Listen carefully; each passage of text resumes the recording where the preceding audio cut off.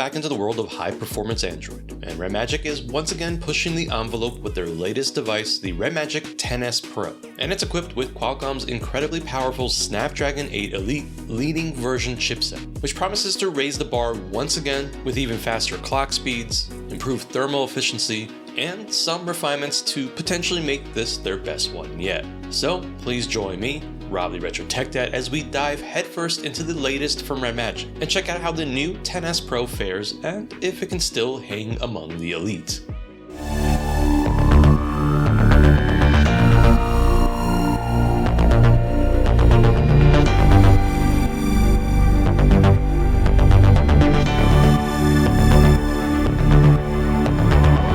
As always, let's start out with the specs, price, and our quick unboxing and tour of the new REDMAGIC 10S Pro. And if you remember the packaging from the REDMAGIC 10 Pro, at first glance this looks almost identical. Except for the labeling on the side, it does let us know we have the 10S Pro waiting for us on the inside. The 10S Pro, as its name implies, is a refresh of the original 10 Pro that we saw released late last year, and it was actually covered here on the channel. And at the time it was, and still is, an impressive piece of hardware with the latest and greatest from Qualcomm, the Snapdragon 8 Elite. But this time around, the 10S Pro ups the ante with the inclusion of the Snapdragon 8 Elite leading version and is the same 8-core chipset. But we do have increased clock speeds up to 4.47 GHz on that Orion Gen 2 Prime core, which was clocked at 4.32 GHz on the original 10 Pro. And on the GPU side, we do see the return of that Adreno A30 GPU, but like on the CPU side, we have increased clock speeds up to 1.2 GHz instead of 1 GHz for the 10 Pro.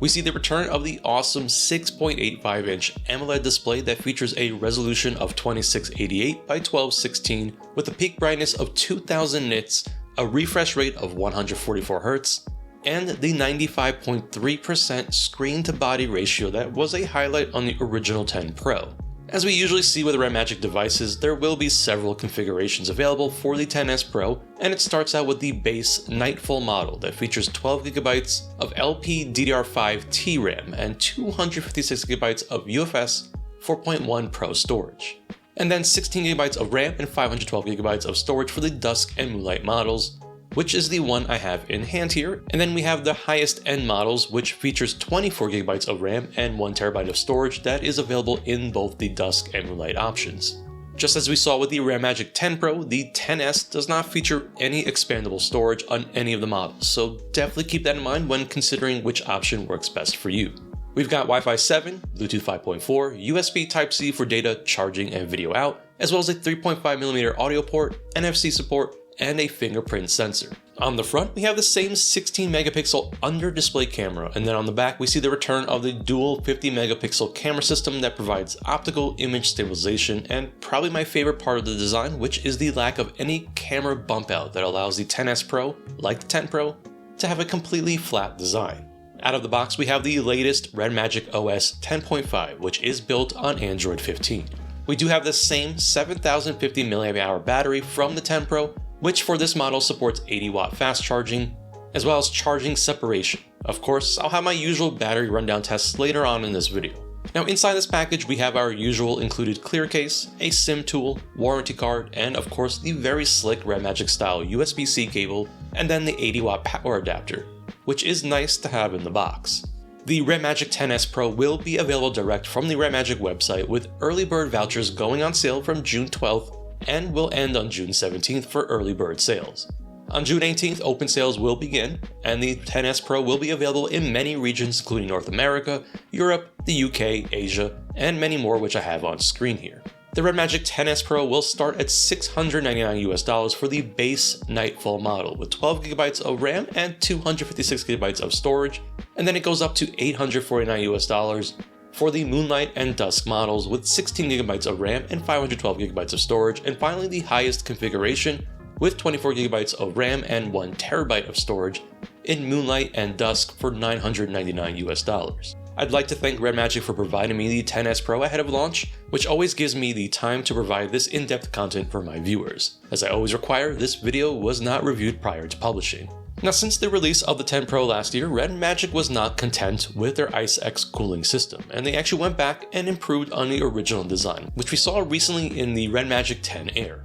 The improved cooling system now makes its way into the XS Pro, which sees the liquid metal coverage increase by 30% over the X Pro, with an increased thermal conductivity of 200 watts per meter Kelvin over the X Pro's 80 watts per meter Kelvin. For the XS Pro, REDMAGIC actually repositioned the location of the liquid metal to directly cover the chipset, which helps further reduce temperatures by up to 5 degrees Celsius, and like before, we see the inclusion of graphene and copper insulation, as well as one of the signature features of most REDMAGIC devices, which is the inclusion of the active cooling that has a fan that can spin at up to 23,000 RPMs. These improvements are critical since we do have increased performance with that leading version of the Snapdragon 8 Elite, and given that the XS Pro was designed with gaming in mind, this will allow us to sustain the best performance as long as possible, and I'll definitely be looking at thermal stability in just a bit. And the design language remains the same coming from the X Pro, and at a glance they look identical to each other, and that's because they essentially are, at least cosmetically, with the only change on the back that says leading version under the Snapdragon logo.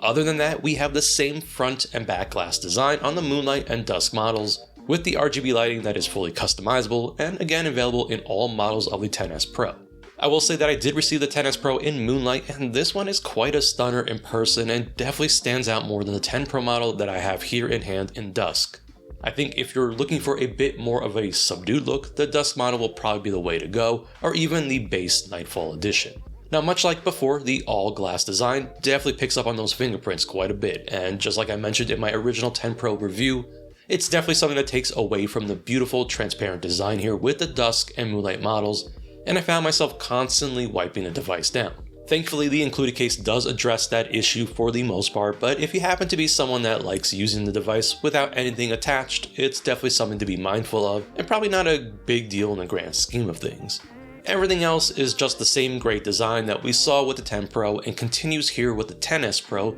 with the sharp design elements, metal body, responsive 520Hz shoulder buttons that are fully customizable with REDMAGIC's game space, as well as the return of the customizable Magic Key slide button that can be used to launch right into GameSpace, activate the camera, flashlight, or a number of other options. Of course, we can't forget about the amazing display here that returns from the X Pro, which is the custom-designed 6.85-inch AMOLED display that features a resolution of 2688 by 1216, and the under-display camera, which for gaming is a big deal, as there is nothing on the display that obstructs the gaming experience like a camera punch-out or a notch. The display gets really bright, hitting 2000 nits of brightness at peak, and has an impressive 95.3% screen-to-body ratio, which gives the XS Pro an almost bezel-less design that is quite striking in person and makes it stand out compared to its competitors. The display has great colors, viewing angles, and it's just an absolute joy to see games running on this display.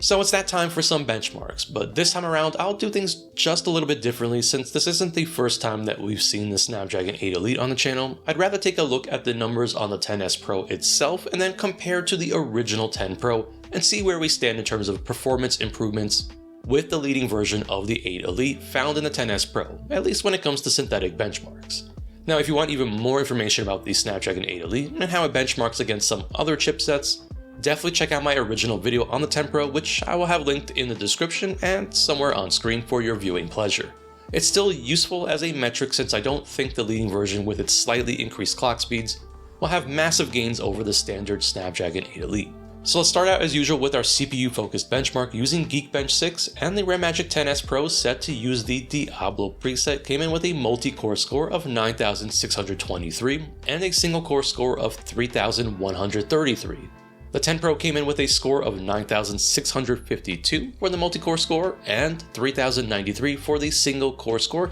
which is about what I expected here. Now moving to the GPU-focused benchmark with 3DMark's Wildlife Extreme, and the XS Pro using the Diablo mode scored 7148 for that test, with the X Pro coming in with a score of 6737, which represents only about a 6% increase for the XS Pro over the X Pro. Finally, we have the Antutu 10.5 benchmark, which is a good overall test of performance, and the XS Pro using Diablo mode again came in with an overall score of 2,743,308, and then the X Pro, which came in with an overall score of 2,288,362, which represents an increase of about 20% for the XS Pro over the X Pro. Now, one area I think the XS Pro will have a slight advantage is being able to sustain higher performance across a longer period of time. And so let's take a look at the Wildlife Extreme thermal stability, which came in at a very solid 81.9% using the Diablo preset and the fast cooling option enabled.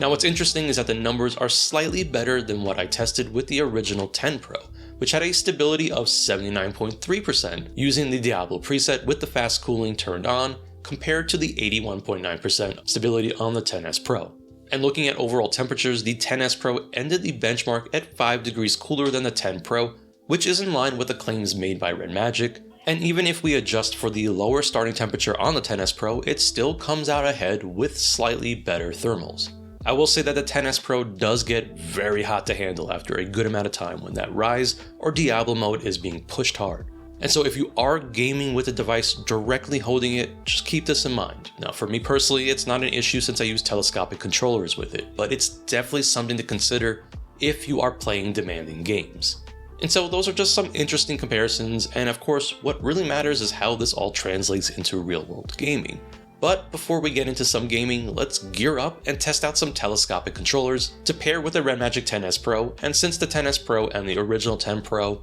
are identical, at least cosmetically, a lot of the options that I tested in my original review video of the 10 Pro still very much apply here with the 10S Pro, and so controllers like the REDMAGIC Shadow Blade 2, Gamesir G8 Plus, and the Absolute S9 for example, will all work great here. And if you want more details about some of those options, definitely check that video out. But for this video, time has been very kind to those of us that enjoy using telescopic controllers, and I've rounded up a bunch of brand new options here, some newer than others, and of course ranging from smaller to larger in size. So here I have the Backbone Pro, Gamesir X5 Lite, the 8-bit Do Ultimate, and the ELO Vagabond, and you can probably tell that these are all quite different in appearances, but let's see how well they fit our 10S Pro as well as the 10 Pro, since it will apply to that device as well. Let's start out with the cheapest option here, and a really solid option despite its low price point of around $35 US.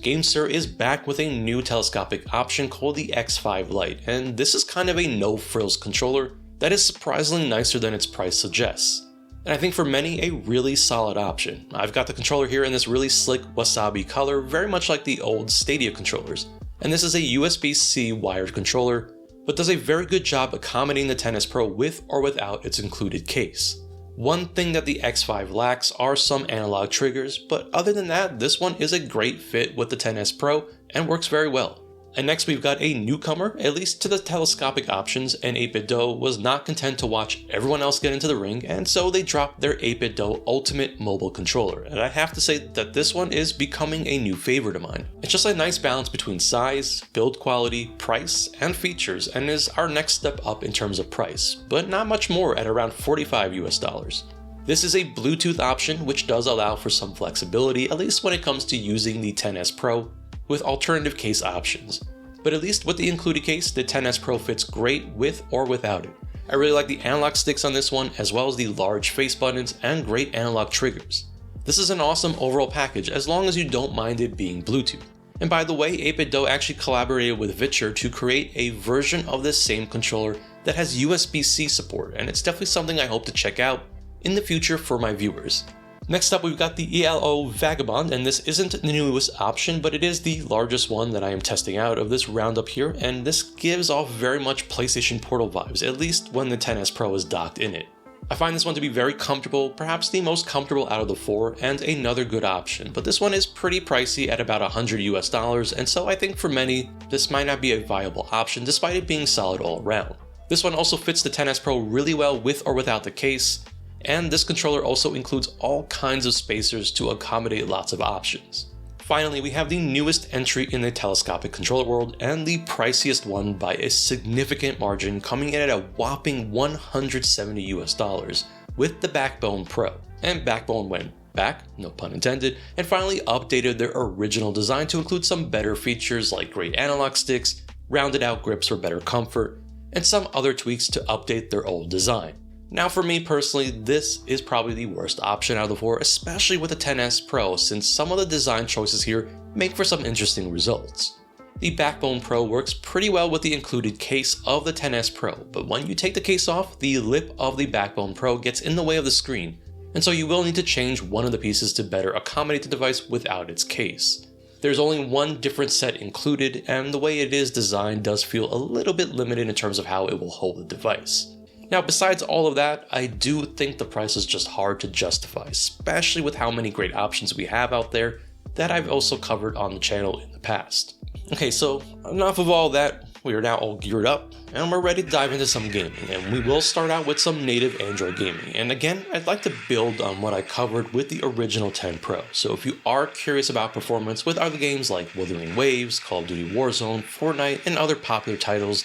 definitely check that video out, since the Snapdragon 8 Elite is no slouch and basically handles most of what Android offers very well. So let's start with Genshin Impact, which I didn't cover at the time of the 10 Pro, mostly just as a change of pace for myself. But Genshin now has built-in controller support on Android, finally, and so it's a good one to showcase now, and really the Snapdragon 8 Elite has no issue with running Genshin Impact at the highest settings possible. But what's really cool here is that the REDMAGIC game space does support frame rate interpolation, and so this is one of the supported games that can run at 120 frames per second with that feature turned on. And the 10S Pro handles this game incredibly well, and it looks just stunning on the display with the 120 frames per second. I do have the 10S Pro set to use the Rise setting here, which is actually automatically enabled when you turn on the frame rate interpolation feature. And speaking of pushing high frame rates, I decided to load up some Devil May Cry Peak of Combat, which is surprisingly a pretty awesome take on the Devil May Cry franchise. And if you're at all a fan, I say check it out. In particular, I like this game because it's a great visual showcase. And on the REDMAGIC 10S Pro, I have the game set to use the super high settings with all of the fancy graphical effects turned on, and a 144 frames per second target. And the Snapdragon 8 Elite is barely breaking a sweat here, with the 10S Pro set to use the balance preset and staying locked to that 144 frames per second target, making full use of the display on hand here. Now, another game that is free to play, and one that I featured recently with the REDMAGIC 10 Air, is Racing Master, which is still not available on the North American Google Play Store. But as I mentioned in that video, you can easily get it off the TapTap.io store by downloading their app and then just downloading the game from there. This is another great showcase game that is a really solid racing game with a full career mode, and it's amazing to see just how far some of these games have come in the mobile space. For Racing Master, I am set to use high settings with a 60 frames per second target, using the balance preset on the REDMAGIC 10S Pro, which is pretty remarkable, and again, it's really just not pushing the device too hard. So let's talk about some awesome premium experiences on the Play Store. And I always love to cover some of the more overlooked premium games available, and I actually have an entire playlist dedicated to this, which I will have linked somewhere on the screen here. The Play Store is home to a number of great ports, and more recently, Feral Interactive has treated us to a port of Hitman Blood Money Reprisal, which is an excellent port and the full-fledged experience on your mobile device. This game supports 120 frames per second, and using the balance preset on the 10S Pro, with the graphics set to use high settings and the graphics optimization preset, the game mostly stays close to or at 120 frames per second using just the balanced preset. Seriously, if it weren't for Feral Interactive, we would not have as many of those awesome ports to Android, and so I really do enjoy showing them some love. Lara Croft and the Guardian Light makes a return to the Google Play Store thanks to Feral Interactive, and this is very much a welcome return for this game since I've always enjoyed this different take on the Tomb Raider franchise. This was a favorite of mine back in the day, and it still is a fun time with excellent support for controllers. The best part is that this game can be played using just the Eco Mode preset, with a 60 frames per second target on the graphics preset in-game, and it's as smooth as can be.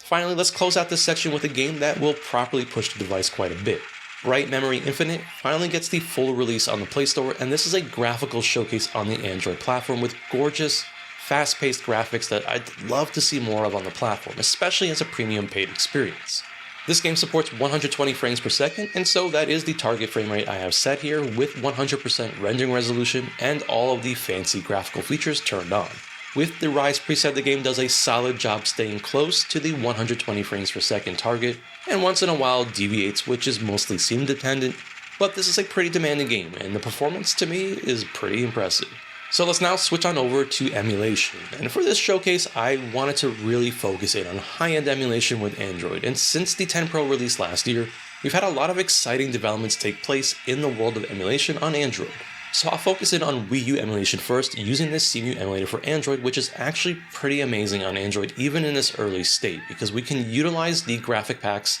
that are available for certain games and change things like in-game frame rate, as well as utilize ultra-wide resolutions natively, as long as the game supports it. And when we're dealing with a device like the XS Pro, which obviously has a wider aspect ratio display, this is an awesome thing to make use of. You can probably see that I have a long-time favorite of mine for Wii U emulation, which is Fast Racing Neo, and I have to say I'm actually pretty excited to try out the new one coming out for the Switch too. Anyways, Fast is an interesting one since it does support 120 frames per second as well as ultra-wide resolutions. Now we don't have quite enough juice here to hit 120 frames per second consistently, but we do have options in terms of adjustments, and you can choose to stick with 60 frames per second, but then make use of a nice and crispy 3440 by 1440 ultra-wide resolution, which looks really great on this display, and is actually beyond the resolution that we are working with here on the REDMAGIC 10S Pro. I've found that Wii U emulation compatibility is quite good with the Snapdragon 8 Elite, and so it makes it a great option at times over even utilizing these Switch versions for beloved Nintendo games. For example, I have Mario Kart 8 here running at 3440 by 1440 again, utilizing an ultra-wide resolution, and it just flies at 60 frames per second, and is incredibly smooth and just looks stunning here on this display. This is a real treat to enjoy this game like this, and really does showcase how we can push high-end emulation here, especially with the higher resolution. And another awesome game that does have a Switch version, but again, at least for the main game of Super Mario 3D World, I really like this Wii U version here on the XS Pro since, again, we do have a graphic pack option to utilize an in-game ultra-wide resolution. And this one is surprisingly more demanding than Mario Kart 8, and while it's very close to being full speed at that 1440p ultra-wide resolution, I do recommend keeping it at 2560 by 1080, which is also an ultra-wide resolution for that buttery smooth 60 frames per second gameplay. And again, it's just a gorgeous pairing here with the beautiful display of the XS Pro and the graphical fidelity on display here with Wii U running at this resolution. So let's switch on over, pun intended, and check out some Nintendo Switch emulation. And for this, we will be checking out both Citron and the newly dropped Eden emulators and see how it performs with the Snapdragon 8 Elite in the XS Pro.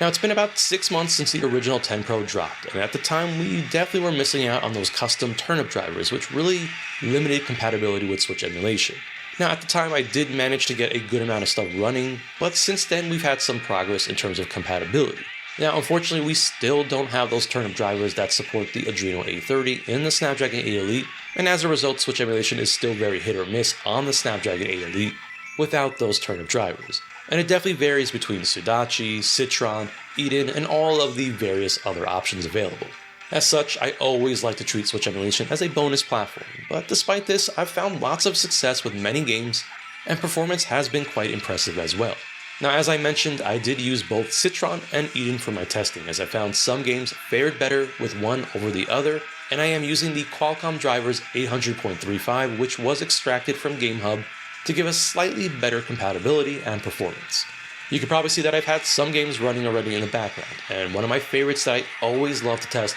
is Cruisin' and Blast, which actually has very good compatibility in general with Switch emulation regardless of the emulator and device. For Cruisin' and Blast, I am using 2 times the native Switch resolution in docked mode, which allows for 4K gameplay, and yes, I will be a stretching heathen and force that ultra-wide aspect ratio for all of the games I'm testing here. The performance on hand here with Cruisin' and Blast using Citron is just phenomenal, and for this game, I'm only set to use the Eco mode, which just makes this all the more insane. But you probably noticed that I had some other tasty games running, and one that I always have a blast with is Hyrule Warriors Definitive Edition, which mashes the world of Musou-style games like Dynasty Warriors with the world of Zelda, and it's definitely a great combination that results in a ton of fun. For this game, I did need to turn things up just a bit and make use of that balance preset, but we are still using a 4K resolution, which means we are at 2 times the native Switch resolution in docked mode, and performance is quite good, mostly staying locked to its target frame rate, but we do have some graphical glitches in Citron.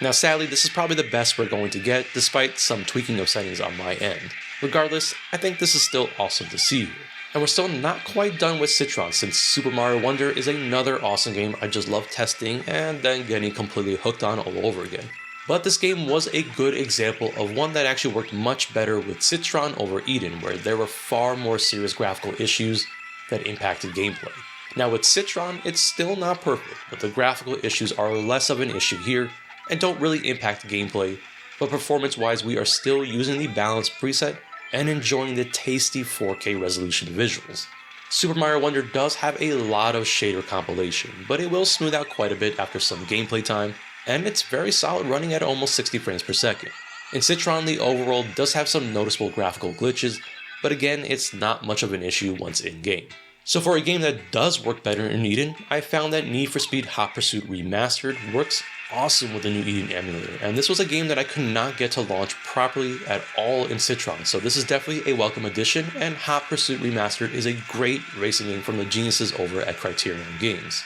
I have Hot Pursuit running at 2 times the native Switch resolution in dock mode, so again we are at that 4K resolution target, and I'm still just using the balanced preset, which runs this game very well. But amazingly, we're not done yet with the high-end emulation on Android, and it's now time to switch on over to the Sony side. But instead of focusing on PlayStation 2 and PlayStation Portable emulation, which I did cover quite a bit in my original 10 Pro video, and again well worth checking out if you want to see additionally what the Snapdragon 8 Elite is capable of, but instead let's focus in on something new that wasn't available at the time of the launch of the original REDMAGIC 10 Pro, which was PlayStation 3 emulation on Android, and so it's very exciting to be able to showcase some of the capabilities of the new 10S Pro with the Snapdragon 8 Elite and how it fares with PlayStation 3 emulation here. Now, RPCSX is very much a work in progress, and so it's still very early in development, but what works right now still impresses me, and I did manage to get games like Dead Nation, which is an awesome and forgotten PlayStation Network title running at nearly full speed using a 150% resolution scale for 1080p gameplay.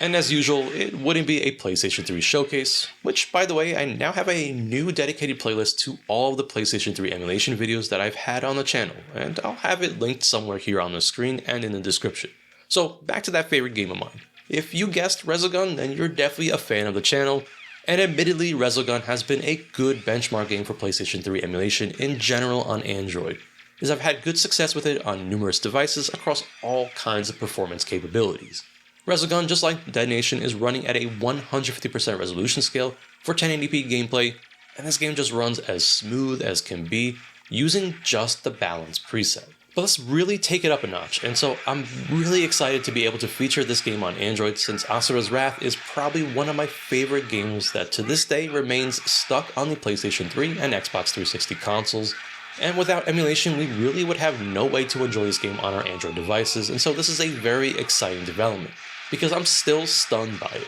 And Asura's Wrath runs quite well even in this early stage of the RPCSX emulator. For this game, I did scale back and just keep it at the 100% resolution scale, which is the equivalent of 720p. And I do prefer this setting since in general it just performs better, and I do have the 10S Pro set to the Rise preset for the best performance possible. The game amazingly can almost handle that 1080p upscale, but again I think 720p just offers the smoothest gameplay because of all the shader compilation that takes place with PlayStation 3 emulation. Again, this is just wild to me to see this running as well as it is, and the game does have some graphical glitches, but come on, it's freaking Asura's Wrath on an Android device. This is some good stuff. Now speaking of good stuff, it definitely wouldn't be a Retro Tech Dive review without some Winlator, and like some of the other platforms here, Winlator was not really viable back when the original 10 Pro dropped, since again, we had no support for the turnip drivers, but thanks to some amazing development by Bruno, who is responsible for Winlator, we now have a new universal driver called Vortec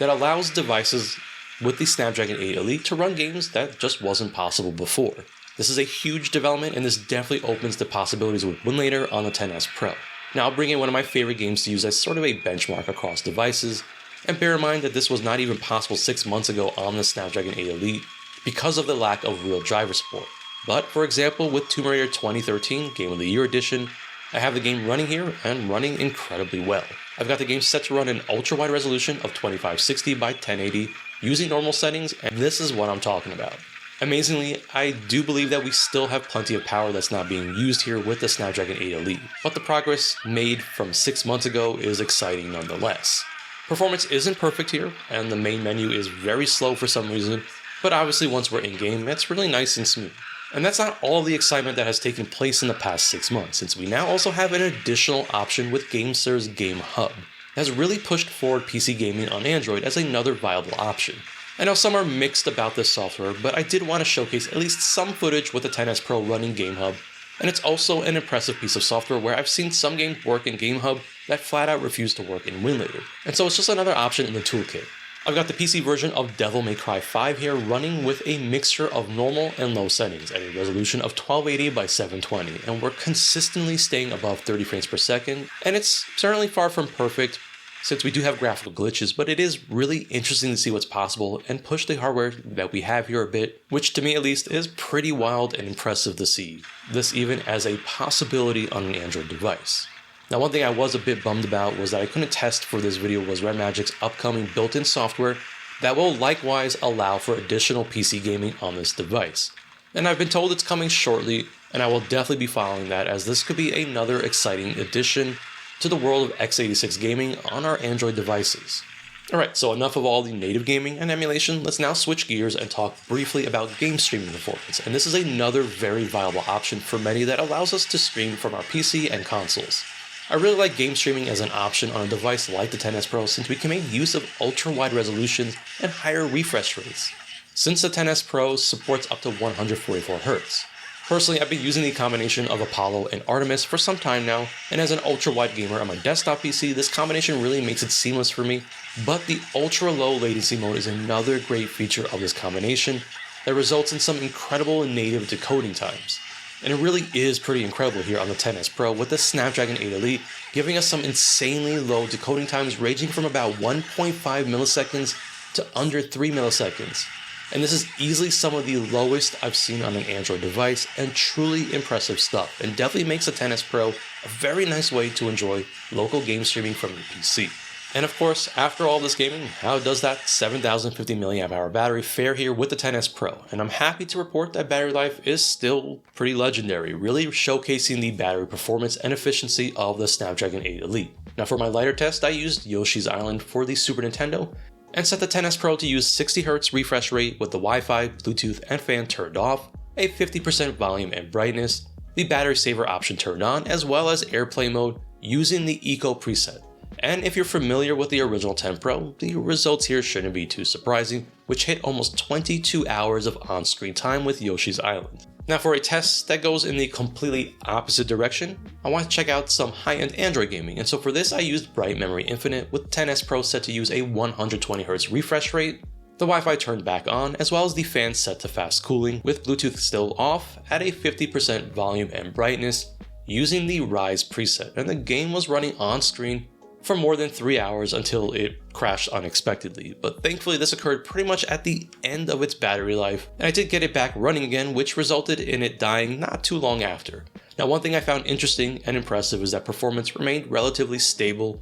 and the frame rate didn't really drop off for the entirety of the 3-hour test, outside of those last 5 minutes or so. I think for many that is going to be very key with a gaming focused device like the XS Pro. And with the fast charging capability and the included 80-watt power adapter, the XS Pro reached a 62% charge in 30 minutes, with a full charge taking about 53 minutes from 0% to 100%. So you'll be back in the game in no time. And it's clear to me that not much has changed from the REDMAGIC 10 Pro, and the XS Pro just builds on what was already a fantastic gaming-focused Android device that provided a lot of value for the price. The reality is that if you already jumped in 6 months ago and owned the 10 Pro, there's not a whole lot of reason to upgrade, and this mid-cycle refresh is really meant for those that haven't made the jump to the latest from REDMAGIC, and so for newcomers, the XS Pro is definitely a solid option that brings everything great about the 10 Pro with some small refinements, but at the same competitive price as before. If you're looking for a gaming-focused Android phone, both options are great,